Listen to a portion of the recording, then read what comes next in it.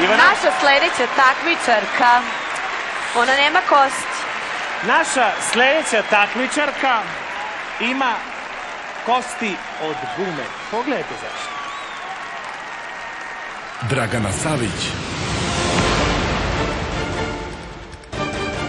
Ja imam osjećaj da ti možeš kroz ključovnicu da prođeš. Niti mi možemo da te zaključamo u ovom kolu. Što se mene tiče, da, u sljedeće kolo.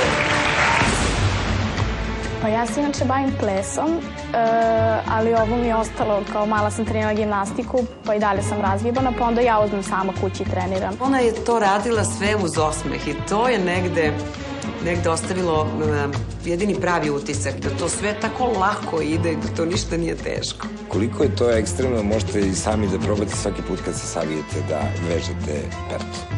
Mene je kičma zabolila dok sam je gledao. Ja ne znam gde bi ona mogla dalje da ide sa tim sad za polfinal. Možda će se rastavi u 2 dela i se sastavi. Ne nadam se pobedi, ali se nadam finalu.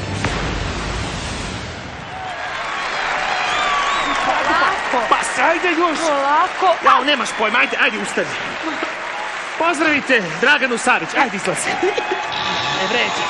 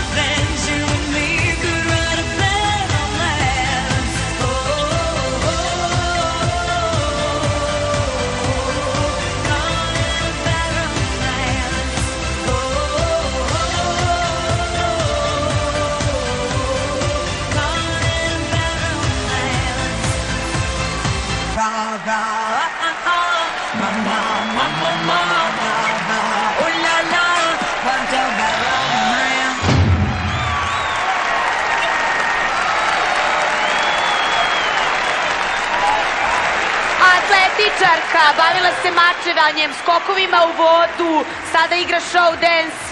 Sigurno su iz detinjstva slike bile jako zanimljive. Kako izgleda tvoja prva fotografija? Opiši nam. Na plaži i u šalji.